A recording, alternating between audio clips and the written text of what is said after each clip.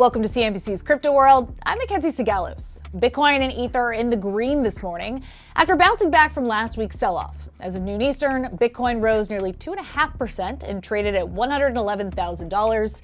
Ether gained a little more than 0.5% and crossed the $4,000 mark. But Solana Sol token, that was in the red, dipping to $190. Now, Skybridge Capital's Anthony Scaramucci joined Squawk Box this morning to talk about Bitcoin's recent moves, and he said that much of the selling pressure that we've seen in recent days came from long-time holders. If you were a long-term holder of Bitcoin, you bought it 10 years ago, you get to the $100,000 number, a lot of guys look at that and say, okay, that was my number. Someday, if Bitcoin ever gets to 100,000, I'm going to liquefy Bitcoin and diversify it into other things. And so you're seeing a rotation now from those OG whales into what I think are longer-term institutional hands.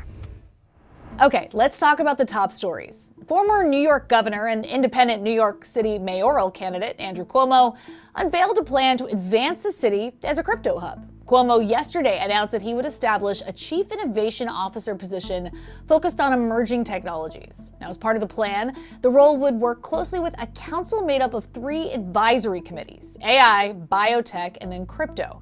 According to the press release, the Crypto Advisory Committee would explore replacing, quote, outdated regulations with a modern framework that protects consumers and encourages responsible innovation. We reached out to Democratic candidate Zohran Mamdani, but didn't immediately hear back. Next, Coinbase is one of many companies affected by today's Amazon Web Services outage.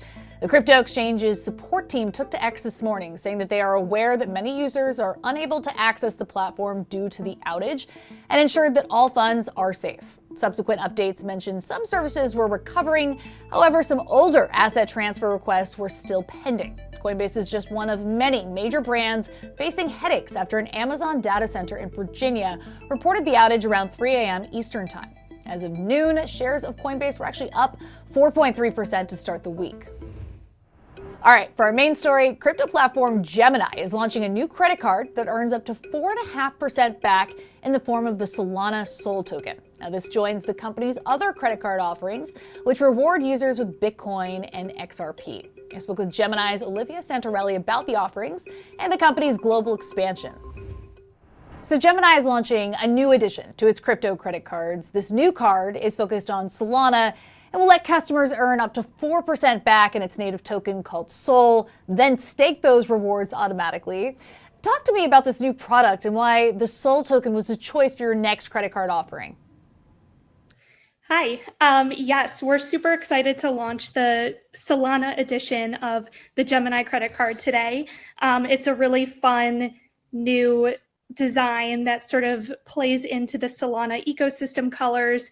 And with that, we're also launching auto staking. So customers who have the Solana credit card or any of the Gemini credit cards can auto stake their Solana rewards as well. So it's really exciting to be able to earn up to 4% back in Solana and then also be able to stake them and earn even more.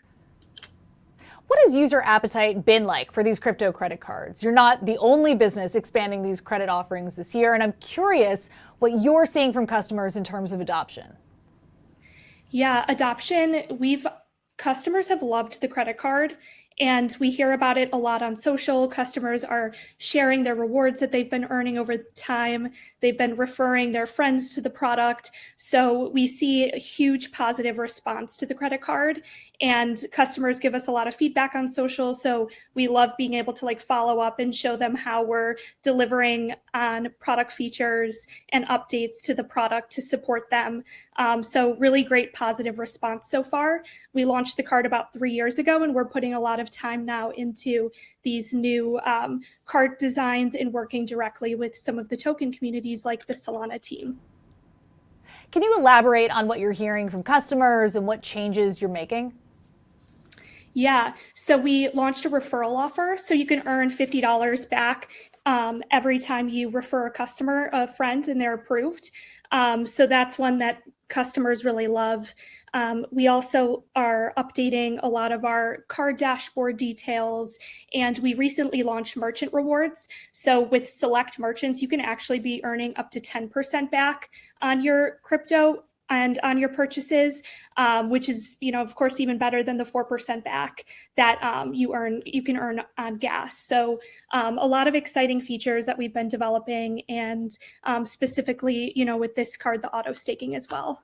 Now, obviously, credit card rewards are a major driver of adoption. Traditional players like American Express, JP Morgan Chase, and others lure in customers with perks and point deals.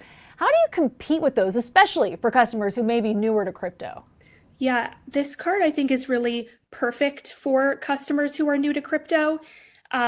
It's really a great way to earn passively. So you don't have to be looking at the price of Bitcoin or trading actively. You can just be earning Bitcoin back, or Solana, or 70 other cryptos on every purchase. So every coffee that you get, every time you're at the gas station, you're earning crypto back. And so we see this as a really great way for customers who are considering crypto, sort of the crypto curious crowd, to actually start investing in crypto passively.